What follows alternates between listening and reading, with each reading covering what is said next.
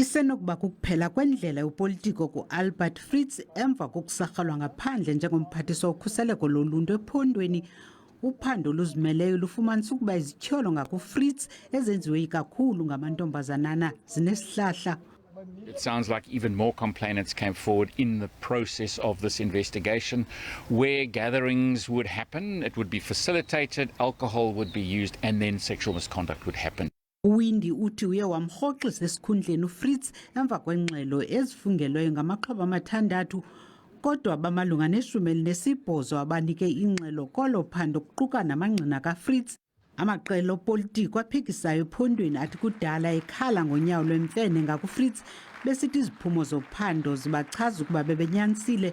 Iziphumo zoluphando azisothusanga because sasiyithethile kakade le nto ukuba uAlbert Fritz kusukela ngeminyaka ka-2013 ukude kuyofika namhlanje esoloko ke eqesha abantu abangomama ngendlela engekho right efuna ulalana nabo.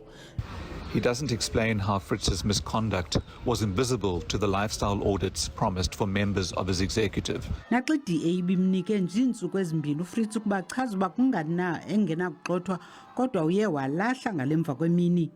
Mr. Fritz has subsequently notified us of his resignation from the Democratic Alliance, bringing this matter to a close. Thandiswa Mawu, weendaba ze-SABC eKapa.